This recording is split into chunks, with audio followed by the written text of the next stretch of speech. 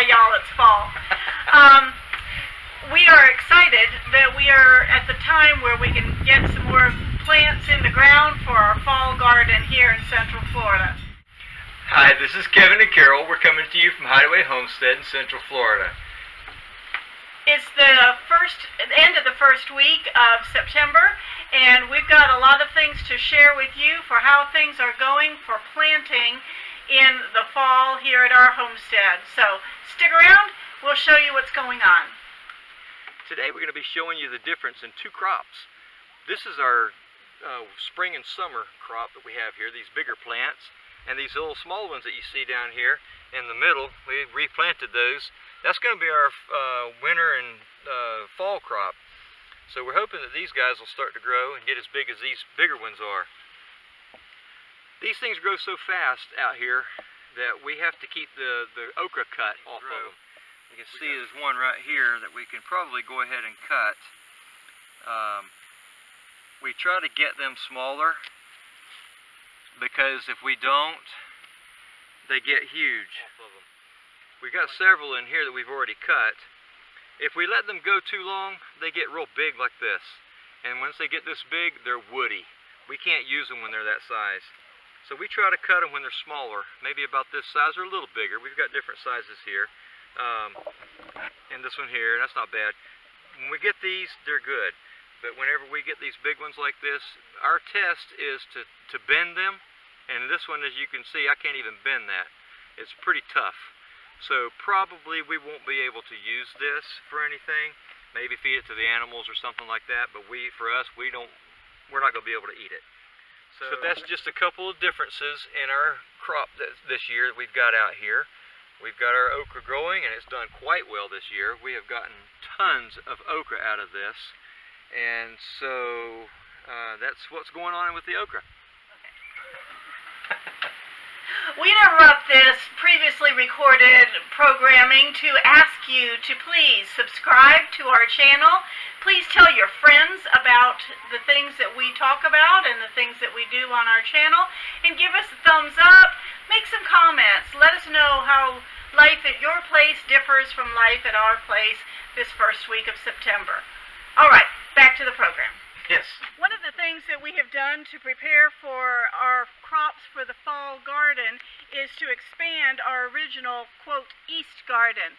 This is on the east side of our property. We started out several years ago and fenced in a 25 by 25 foot section. And we put our crops in for a few years. We did a couple of good harvests out of that, but it was a fairly small section. Then we added our raised beds to that, and you've got videos on that, and that helped us to grow more crops. But this year we expanded it. We basically doubled it. So now we have 25 by 50 in this area that's fenced in.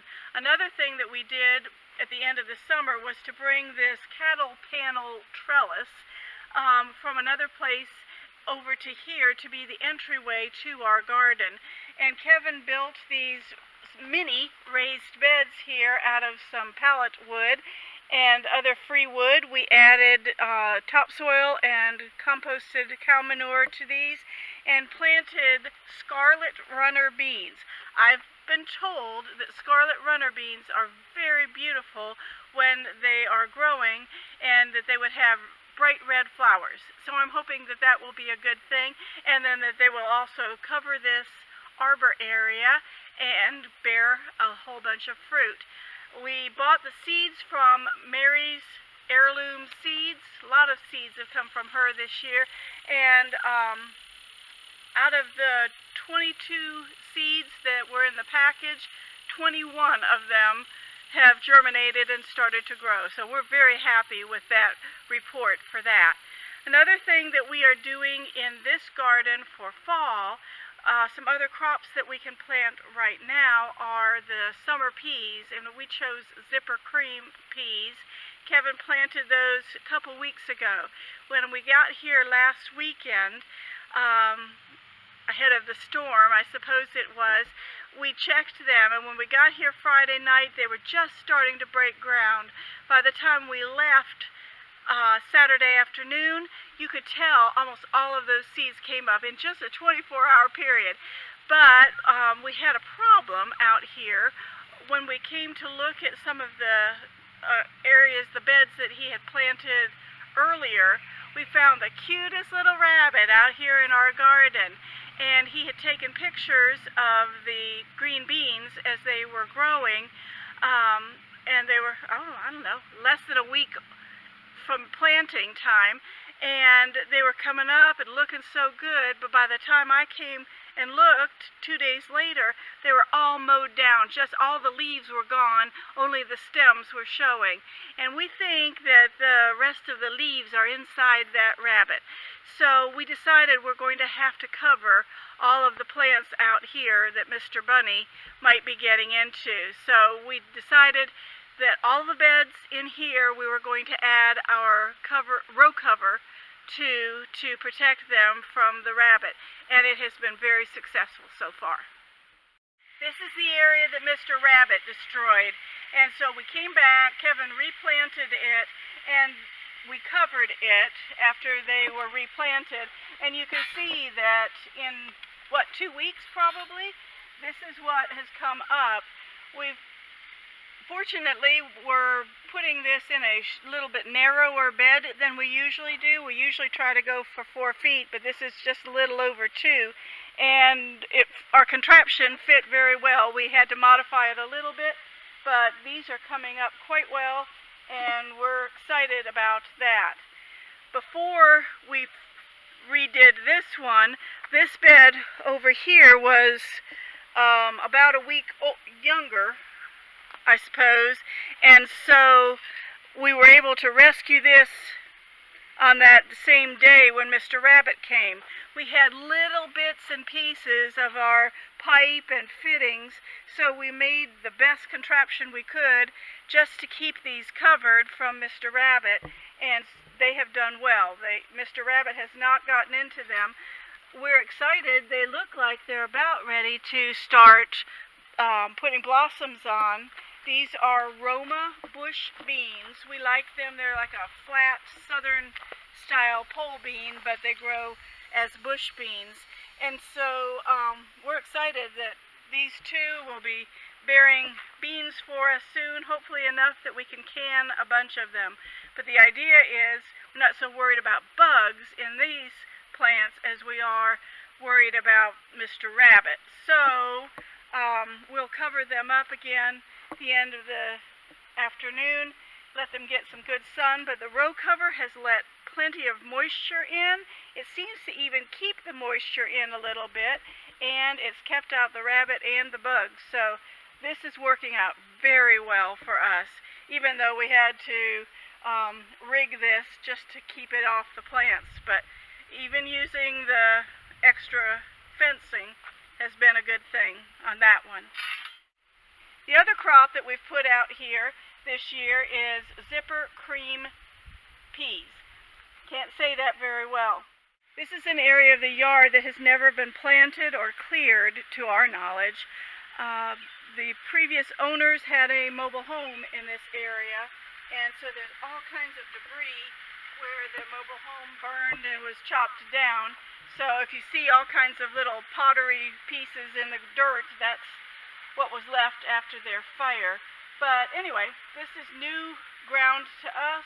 These peas have come up this way in 2 weeks, I believe, is how long since Kevin put the seeds in the ground. So we're very happy about that. We ran out of seeds here. We planted a few more midweek last week, so we'll see if those come up, and if so, we'll extend this on to have a larger bed of peas. This is another area that we're going to put in some plants for the fall. And this area here, as you can see all this grass, I cleared all this out the other day. I had to come in here with the bushwhacker and cut all this down.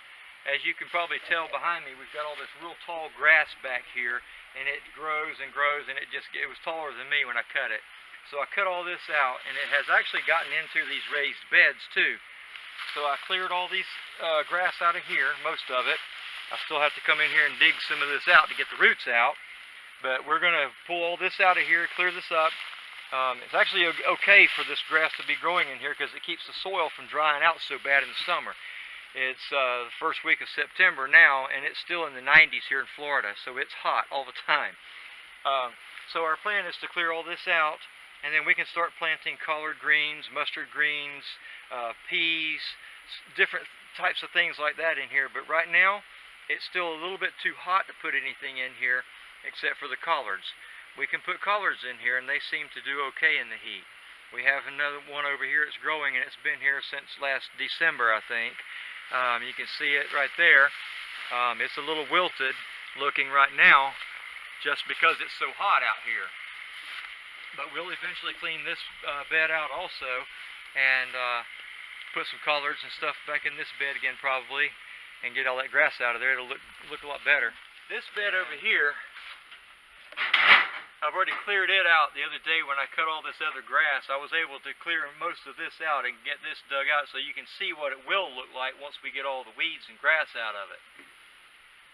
And then we'll also plant stuff in here too. We've got some other videos that we shot last year on our spring garden that we put in out here, and we talked about our raised beds. So if you get a chance, go back and look at one of those videos and you can see what we had in here to start with earlier in the year, and then you'll see what we're doing out here. Some more crops that we can plant here this time of year include the summer squashes.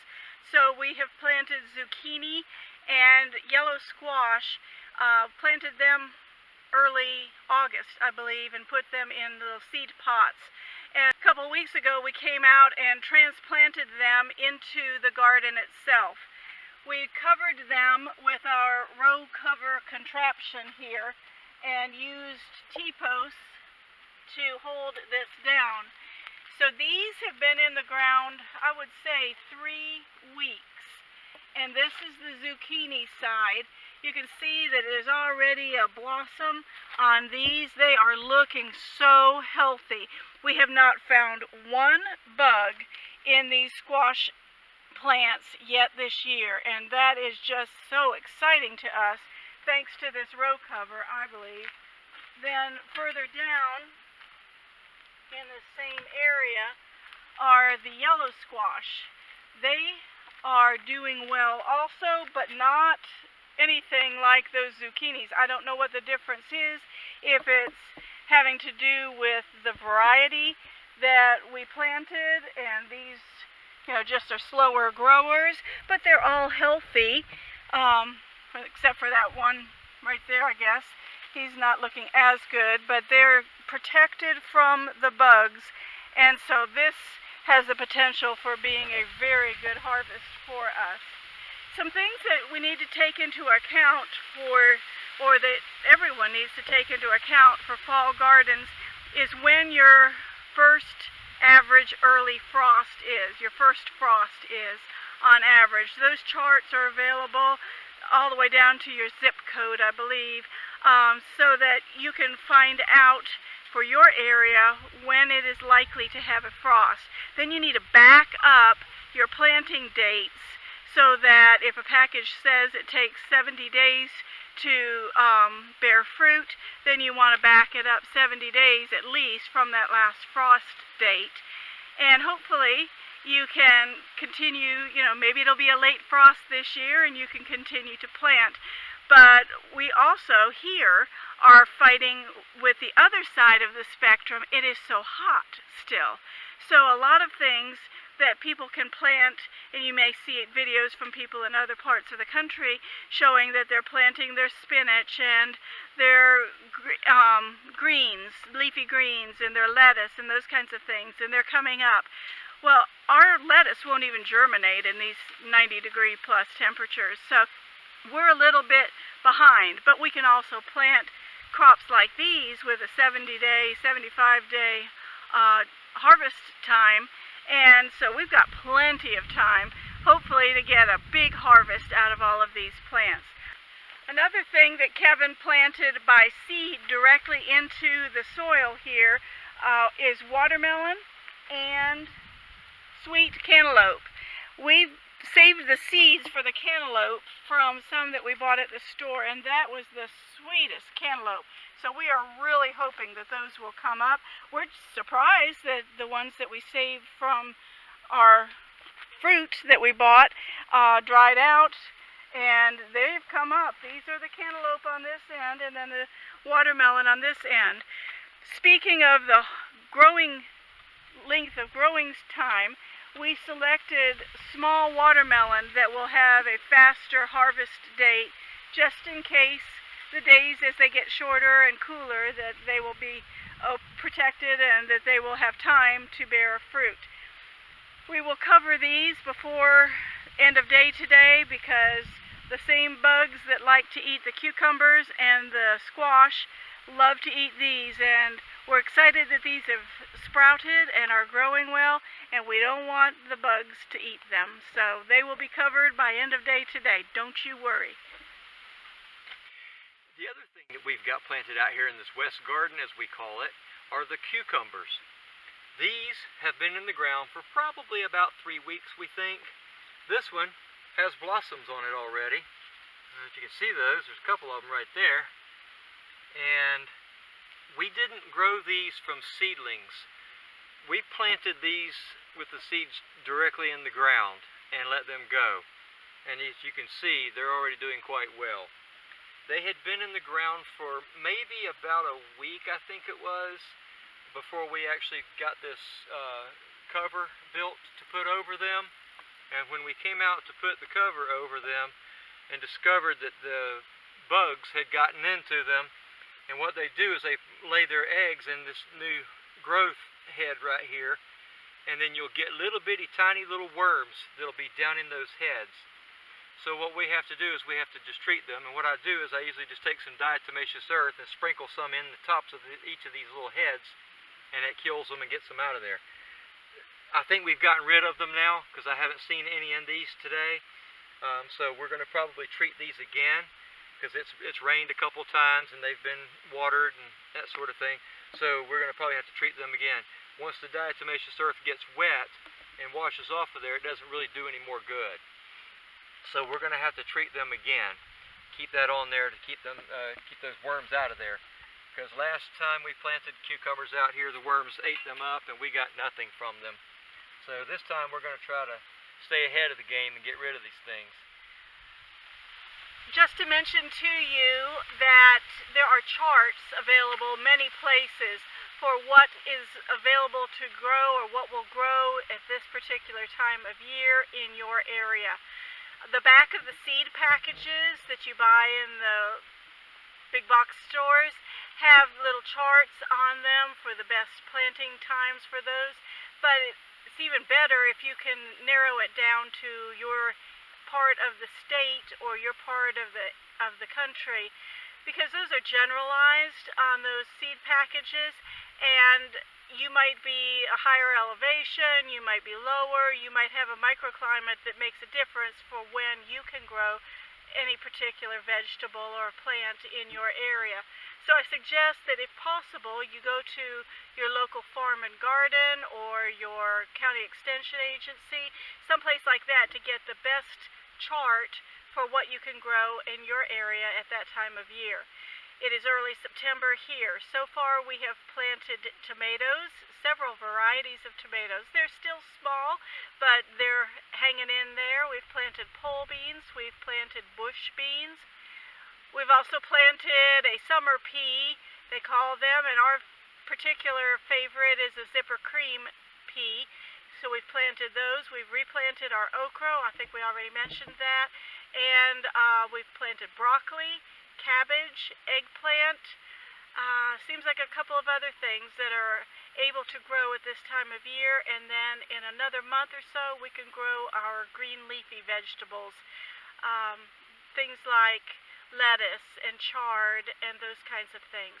So check out the charts that are available. Another good resource I mentioned earlier is Mary's Heirloom Seeds. I'll try to remember to put a link to her website, but she has all kinds of heirloom seed varieties available.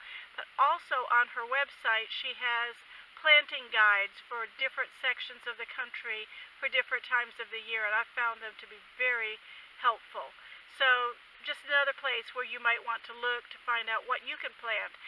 We are so fortunate here in Central Florida. We have almost year-round growing season. The only thing that made it through the summer was the okra, but other than a couple of months in the heat of the summer, we can grow several different crops through the year, and that's just such a blessing to us. So we're hoping that we'll be harvesting cucumbers in the next month or so, and zucchini and yellow squash, and need all your recipes for what to do with this abundant harvest we're looking forward to, and we'll keep you up to date on how things are coming along. Talk to you next time. Thanks for joining us here today on Hideaway Homestead. If you haven't subscribed to our channel yet, hit the subscribe button in the lower right-hand corner. Give us a thumbs up, leave us comments, ask questions. We like questions and comments both. But if you have anything you want to ask, please feel free to ask us. If we don't know the answer, we'll find out for you. Until next time, thanks for joining us here on Hideaway Homestead.